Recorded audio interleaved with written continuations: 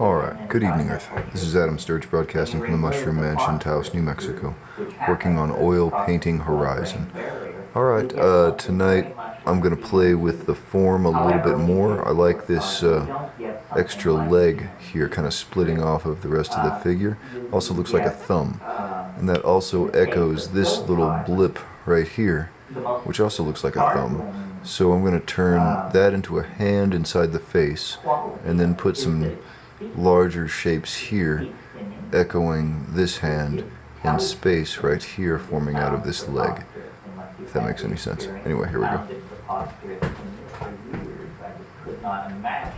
What my friends meant when they said these plans complicated until I had a conversation with it.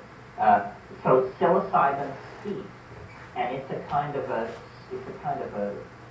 Spockian kind of message. It's about enormous machines in orbit around alien planets.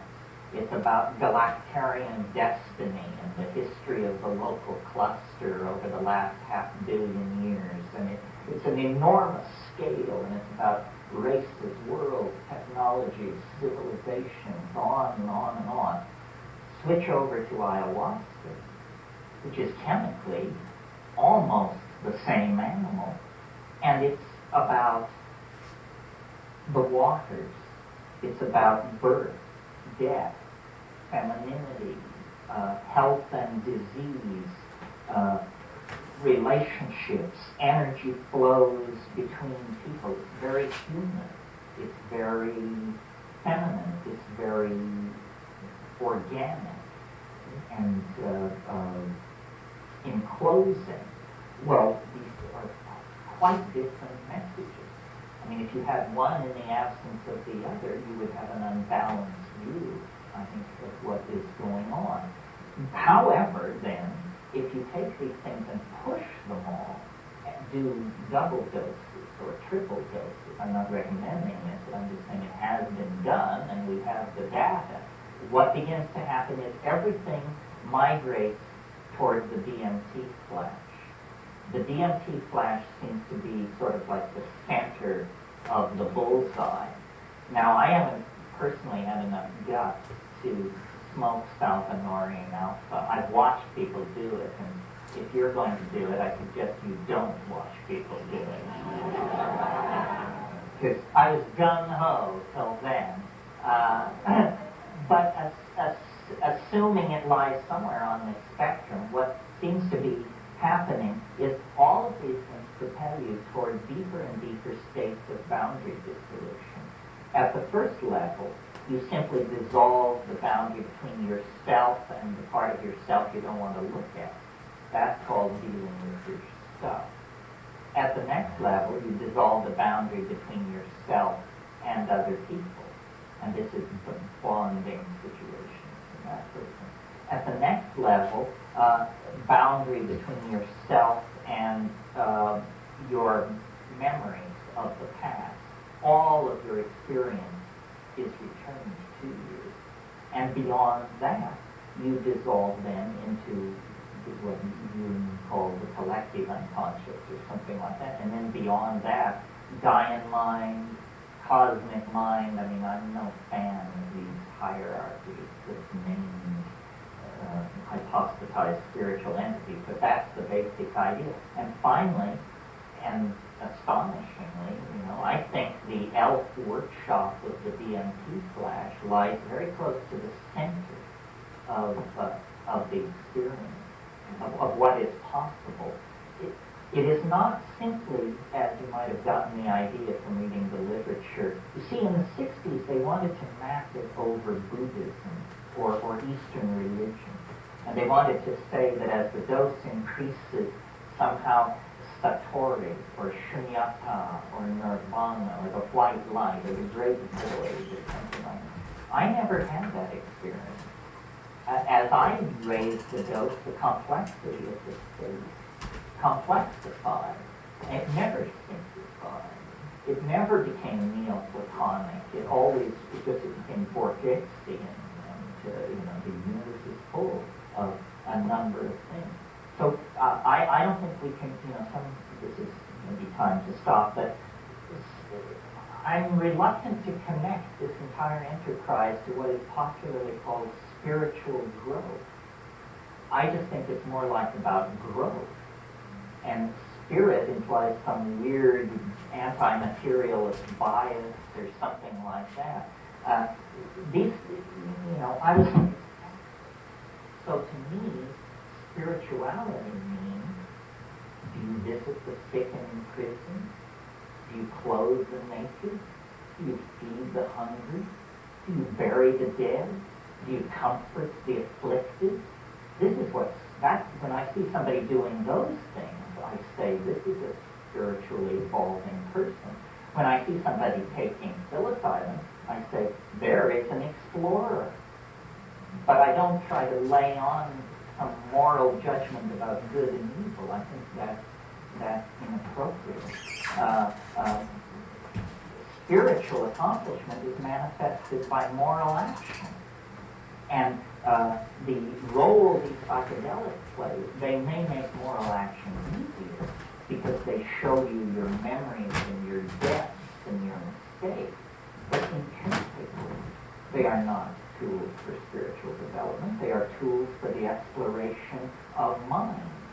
And we don't know what that is. And we probably won't figure it out this afternoon. But anyhow, we'll come back here, and since it's now 12:30, let's come back at 2 o'clock. I haven't abandoned you. Well, it's 2 announcements, actually. The first one is the constraints and the rules on the paper, that those of you who are taking this for credit, we'll meet at break tomorrow morning and discuss that. So don't worry about it until then. But it will be discussed. This is for those of you who are writing a paper. And the other announcement is Sound Photosynthesis, which distributes my tapes and videos and a lot of other people's tapes and videos, are taping this event and will provide those of you who want it with a tape of this event when it's finished, for a fee, of course. And they also have many books, videos, and recordings back there that deal with this subject or are my books, and sometimes these things are hard to find. So if you're looking for something and you see it, buy it, because you can't always be sure that it'll come back around. And they've gone to the effort of bringing all these things in for you. Okay, we'll go to 5. So at 3:30, or roughly, we'll do a little break. Well, is there... you all went off to lunch somewhere, not where I was, so I don't know where you went. You found the restaurant I couldn't find. But did you, are there issues outstanding from this morning, or a direction you want to send us off in? Yeah.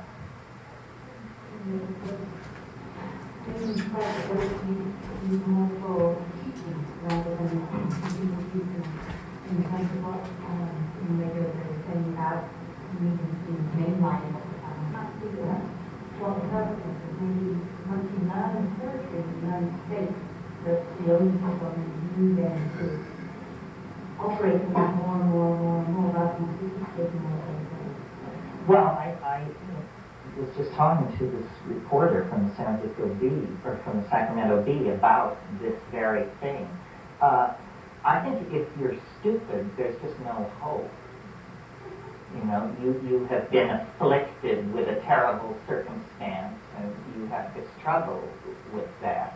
A lot of people took LSD in the 60s, and it seemed to have no effect whatsoever on them. I mean, a lot of pretty colors and this and that, and then they went out to be war planners and corporate executives and so forth.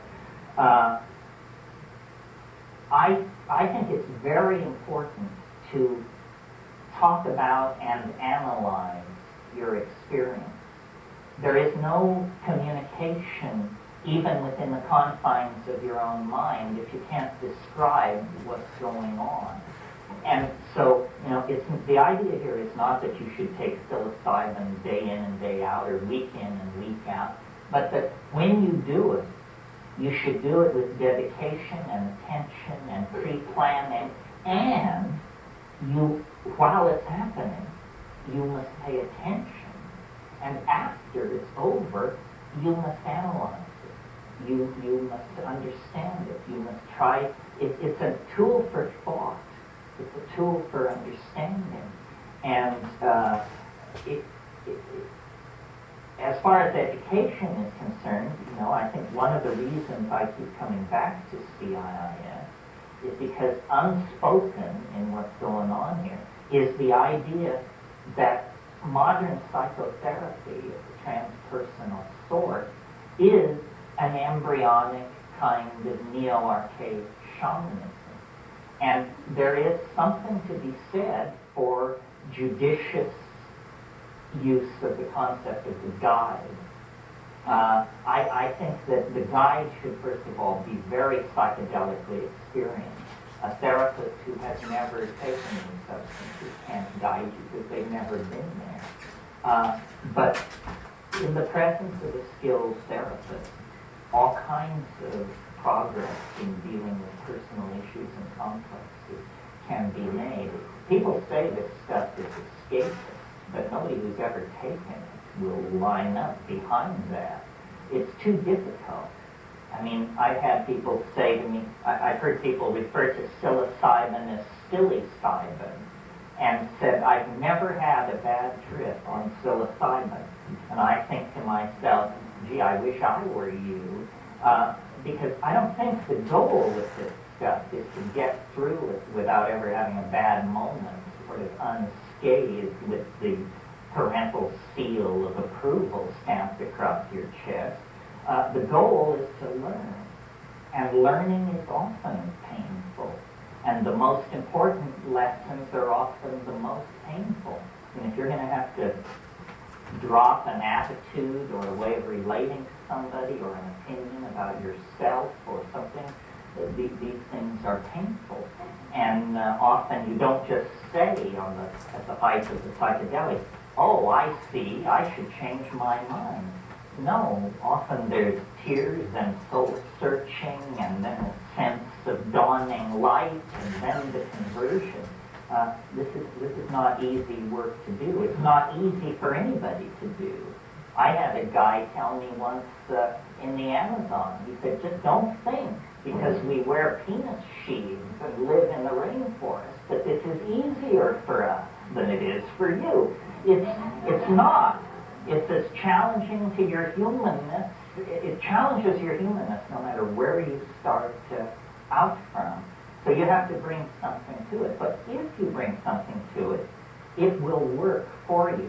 And I'm of the opinion, and I get a lot of flack from this, and you're perfectly free to pile on, that many other spiritual techniques of advancement don't work. Even if you are intelligent, dedicated, attentive, they just don't work. Or they didn't work for me, that's all I can say. This will work, and if you bring sincerity and integrity to it, it will respond beyond your wildest dreams. Yes, did you want to say? We thought between my mind for all I'm going to call it embodying the Lord. And I'm not sure that phrasing is correct. Maybe we try to know exactly what I'm talking about. It's connected with something different about, we think a little bit further. And connects us with the idea of new real and lessons and experiences real. So, I'm saying, I'm not even talking about this, so I get all into this.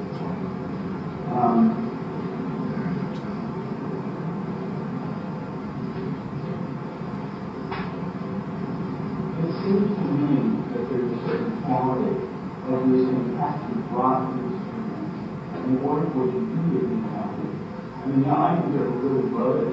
You see all kinds of things and stuff. And come back and not be substantially different. Unless I'm willing in some way or other to begin to embody what it is, this gnosis that I saw. And that, at that point, begins to change the direction of what we're doing. And it's really the question, I think, this report, that what we're dealing with is how are we as a species moving on. The question is how do we embody this? What I see in our culture is that we have managed to totally undo any kind of historical connection with the different tradition within which we belong. So again, almost starting from scratch and borrowing bits and pieces from archaic culture. So this point that you just brought up about 10 persons per compact group is simply the direction of the movement. It's not really so much discovering something new, but discovering something which is not wrong. Right? Yes, absolutely. Yes.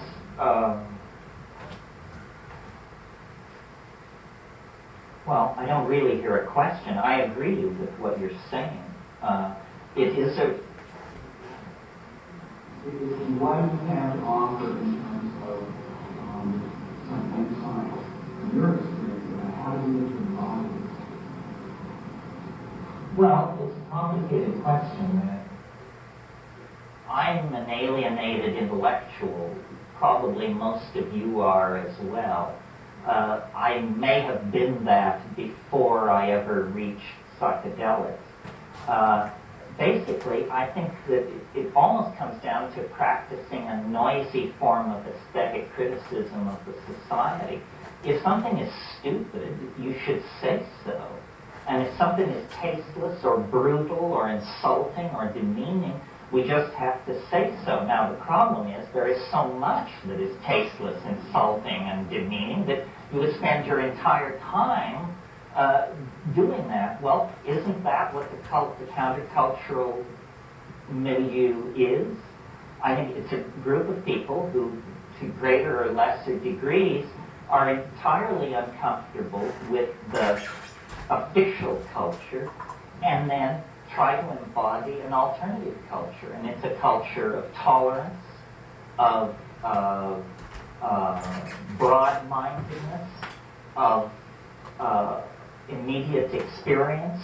It's not a work ethic culture. It's not a pile-up wealth kind of culture. It's a culture that lives in the moment. I mean, and to my mind, what we can do is be more adamantly countercultural and creative.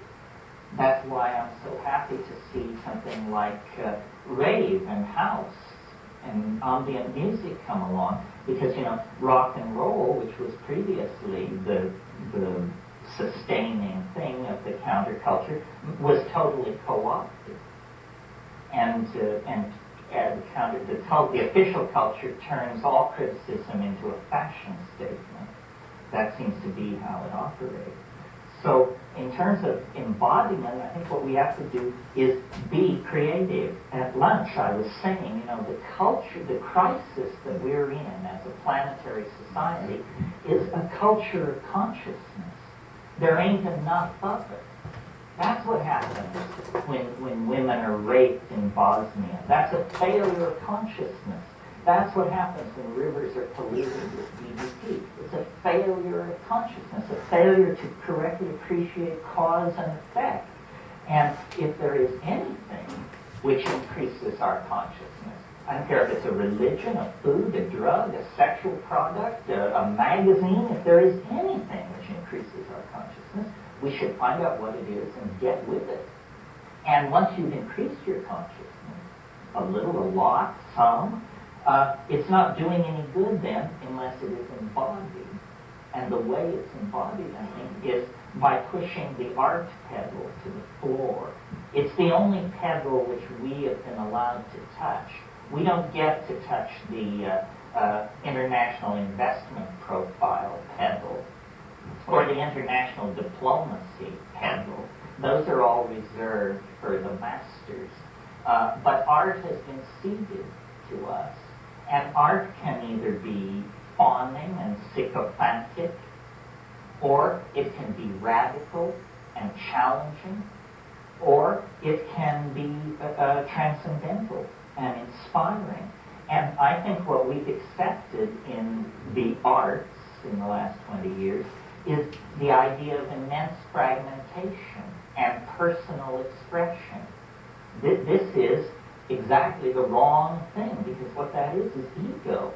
We don't care what Jeff Koons thinks. about the person he's sleeping with and all this other stuff. This is just self-indulgent nonsense. The idea that art should save humanity is very out of fashion in the cynical 90s. But I believe it. And I believe that the technologists who are working at our elbows are giving us tools more powerful than we or our critics ever imagined could exist. And if we use those tools for the explicit purpose of creating a new cultural agenda, it will be done. You know, we're all a little confused about this, but those folks over on the extreme right wing, the Pat Buchanans of this world, they know exactly what's going on. And they call it cultural war. And while they're moving up their tanks and digging foxholes, what are we doing? You know, wandering around asking what's happening. Cultural war is very real. And the people who are, you know, I realized sometime in the last 48 hours that when fascism comes to America, it will be called traditionalism. That seems to be how it's going to present itself. So I think art is our great ace in this game. Right now, Well, one more thing. I was going to say, right now, the most exciting cultural frontier, to my mind, on this planet, is the Internet and the World Wide Web. And that is a beast which escaped from the control of the dominator institutions. It was built to wage thermonuclear war and to be indestructible. Well, when thermonuclear war ceased to be a hot option, the indestructibility of it remained. And now it can't be turned off, it can't be controlled, it can't be regulated, and look who's on there. I mean, guys with long hair and girls with short hair, and this drives the masters crazy. So I look at the Internet as a vast canvas, and to which we are each invited to make our own contribution. And if we cede 3D to the orthodox culture, then we should make cyberspace our own.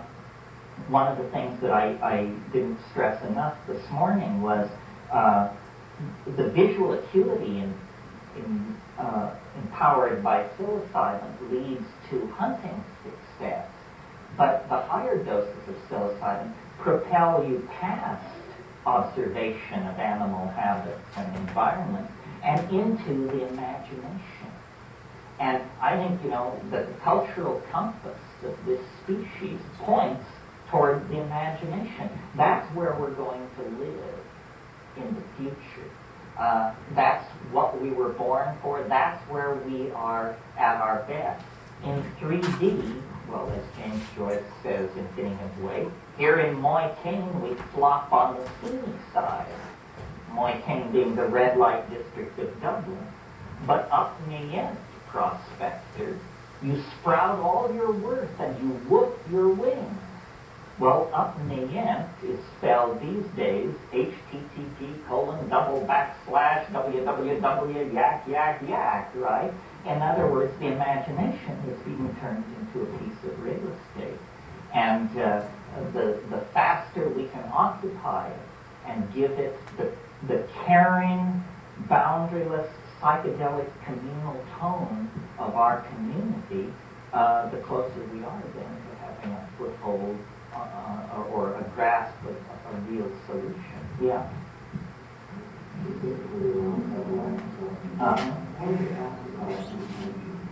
I noticed in the years that I've had that intentions were an important component, and they shaded the experience and filtered the experience. And sometimes very strongly, and sometimes covered it all, or not really noticed. I'm curious, every time you have an issue about intention, and also the intention is related to different substances. You get the same result, and you get the same influence with the very substances you mentioned. Well, I would sort of agree with you and sort of differ.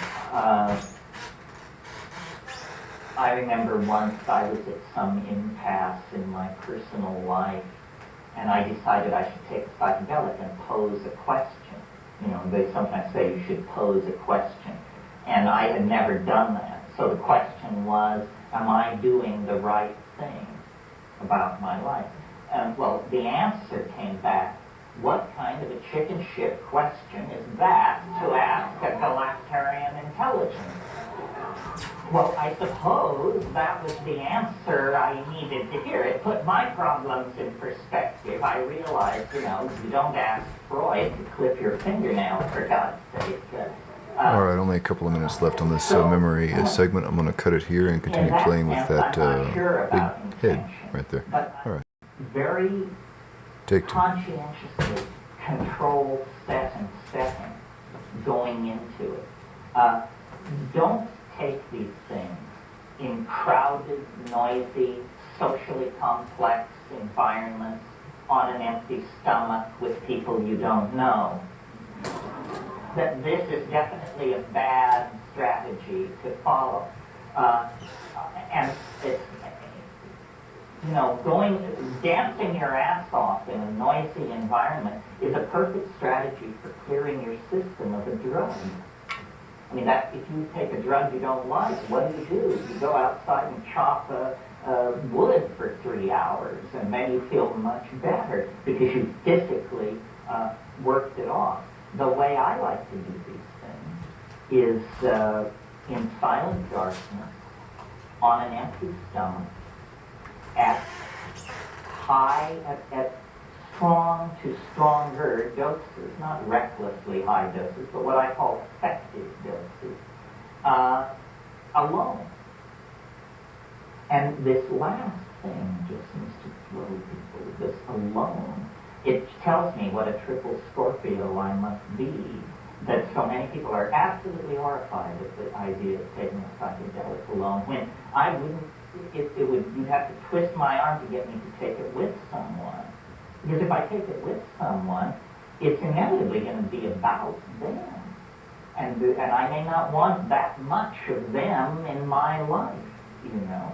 Even if I take it with someone and they never say a word, and we both lie side by side not touching, I don't drift deeply into my trip. I find myself listening. Are they breathing? I can't hear them breathing. But now, so maybe they're dead, but maybe I just can't hear them. So if I disturb them, that's not cool. On the other hand, if they're dying, and as a courtesy, and then my mind just, you know, it just goes into a tizzy. Well, maybe you're not as neurotic as I am. But, yeah. A question related to what you're speaking of around methodology of usage. And I used to adhere to a similar model in terms of high dosage use on my own. And then became involved in the roquette type group, which the variety use as including, I guess there's another part of that, which is that there was a tremendous amount of undercurrent deception and people who abuse in groups, which unfortunately become aware of a while later. So I guess the two-part question is, now I return back to the previous model, basically thinking about myself. Now, so I'm wondering what you think of a highly structured type model, and second, whether you have any thoughts about who abuse and use of psychedelics. Do you all understand what he's referring to by the roquette type model? He's referring to a person, a psychiatrist, Salvador Roquette, who's operated in Mexico for years. I've never met him, so correct me if I'm not doing it justice. But as I understand it, this is basically the assault theory of psychedelics, where you give people, first of all, you give them multiple substances. It may be LSD, it may be LSD with ketamine, it may a lot of substances, and then a lot of input. It can be music, but I've heard of cases where he took a group of Jewish housewives from Long Island and showed them Holocaust footage. Well, that kind of, well, it depends on what you're after here. I mean, if you're trying to break people down, this sounds like it would break me down. I would not know how I could even survive something like that. But I think my theory is almost exactly the opposite. I say there should be very little input. I don't think you need to go out and buy a lily tank for your basement, but as close to that as you can get is good. In other words, I lie on a bed, silence, darkness, and look at the back of your eyelids with the expectation of seeing something. It took me years to be able to articulate this because I thought everybody did this, but apparently not. I once talked to Roland Fisher, the guy I mentioned this morning. He'd given psilocybin to 2,500 grad students. He'd taken it 20 times himself, and I said, well, Roland, what do you make of these hallucinations, of these volleys of visual hallucinations? And he said, I never closed my eyes. And I was floored. I mean, that is so antithetical to my instinct with the stuff that I couldn't even imagine it. Then your question about guru abuse. I don't know what it is in me. I guess it's just deep cynicism. I discussed this once with the mushroom, and what I was told was simply this. For one human being to assume that they could attain enlightenment from another human being is like a grain of sand on the beach, assuming that it can attain enlightenment from another grain of sand on the beach. In other words, all grains of sand are alike. Didn't you know that?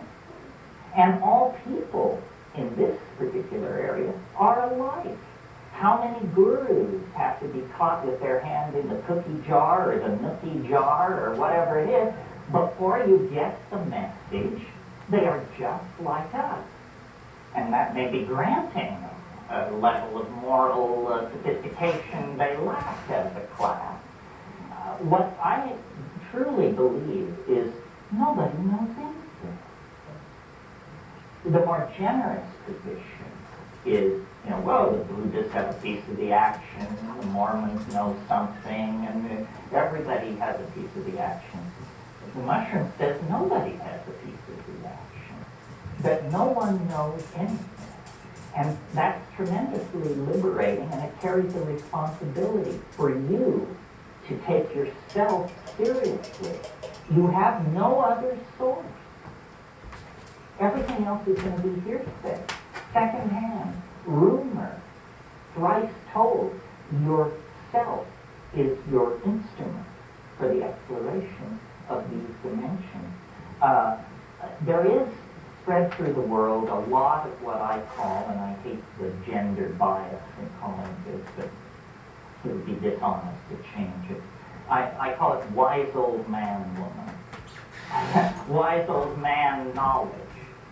It could be wise old woman knowledge. There's a lot of this all over the world. If you go to Asia, you will see men sitting in doorways at evening, smoking their pipes and watching the sunset as their grandchildren play at their feet. It's a safe bet. This person never took LSD or psilocybin, and yet they've attained a certain kind of existential validity, wisdom, comfort with the phenomenon of their own being. And that can be taught and handed down and talked about and inculcated and cultivated. But this psychedelic thing is something very different. I don't think anyone can lead because I don't think anyone is in a position to lead. If you counter by saying, what am I doing? I'm pointing toward an open door. That's all. The method and the material is what you need to take away from this weekend. The opinions of Terence McKenna are simply that and worth just that much. But if you take the techniques and the materials, you can create your own world of meaning and coherence. Yeah. So on the list, But if you weigh 145 pounds, 5 dry grams, weigh it. This is the other thing. People don't weigh their doses. They eyeball it. Well, the ego, in a frantic effort to save itself, has an amazing ability to overestimate the weight of mushrooms. When you actually show somebody 5 dry grams lying on a plate, they usually pale visibly at the very thought that that's what you're talking about. Yeah. One that 5 dry grams, 5 grams doesn't matter. Half them doesn't matter. I just wanted to add that there are species that are quite a bit stronger than Yes, good point. When I say 5 dry grams, I mean Stropharia cubensis, Philosophy cubensis, which is the commercially cultivated one, the large, silvery, spiked, golden cap mushroom. Some of the Pacific Northwestern species are twice as strong or 3 times as strong. But if you were to have just applied this literally across the board, you'd probably get further faster than if you are careful. Well, you know what they say, there are old mycologists and bold mycologists, but there are no old, bold mycologists. If you're going to do that, learn your taxonomy or join the San Francisco Mycological Society or something. Many of these things are hard to confuse with anything else, but Philosophy semi-lanceata is in fact easily confused with a species of Galerina that you don't even know there's a problem until 12 hours after you've eaten them. And at that point, you're dead on arrival. There's nothing science can do for you. Your liver has just turned to mush. So what I believe people should do is cultivate mushrooms. And you want to take the alchemical path. The cultivation of mushrooms is an incredible spiritual and physical discipline. It will teach you all those good Lutheran values, cleanliness, punctuality, attention to detail, how to keep a clean workspace, for God's sake. And then you are absolutely confident, and you have also obtained karma-free mushrooms outside of the cycle of inevitable criminal syndicalism and the karma that carries with it. And I participated in it plenty myself, so I'm not knocking it. But it would be nice if people would produce their own mushrooms, because inevitably you produce more than you can use, and then, can help people out down 5B or something. Yeah. And how long does it go away? How long does it take to grow mushrooms? Oh, start to finish, 6 to 7 weeks. It's not like growing any plant you've ever grown. Mushrooms are not a plant. It requires, the sophistication normally reserved for an 8th grade science project. You have to be able to cook petri dishes and this sort of thing. And then, fresh. If you will dehydrate the mushrooms, you'll discover they're 90% water. So 5 dry grams becomes 50 wet grams. And again, this is a plateful. So figure 10 times more than if it's dry. Or if you're a little conservative, 8 times more than if it's dry. Yeah. When you go fishing, you recommend Well, 2 books I would recommend. The book I wrote with my brother called Psilocybin Magic Mushroom Grower's Guide is still in print from Quick Press and they have an 800 number here in the city. Quick Trade. I'm sorry, not Quick Press, Quick Trade. And then Paul Stamets' book, The Mushroom Cultivator's Encyclopedia, is a very good book.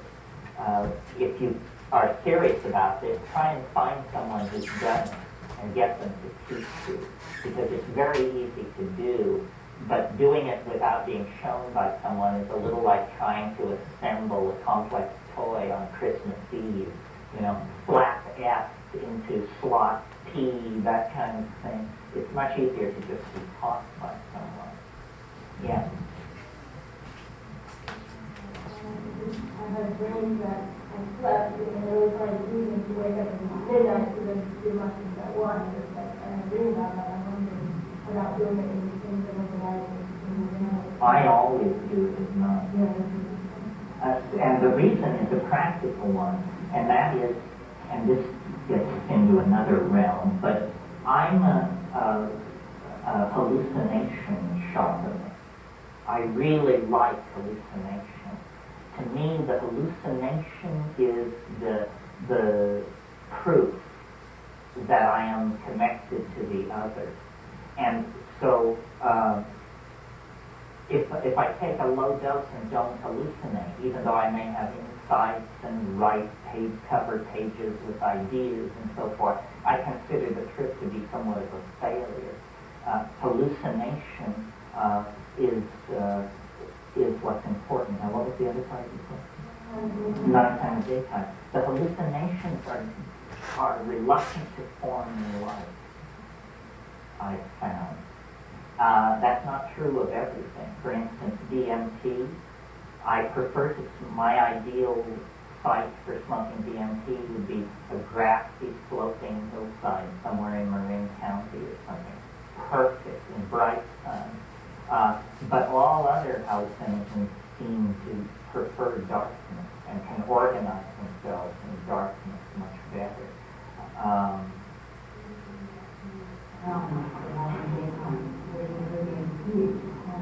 It's quieter, although boy, there are some weird sounds in the middle of the night. It sounds like the entire house has been surrounded by a motorized platoon or something. Yeah. And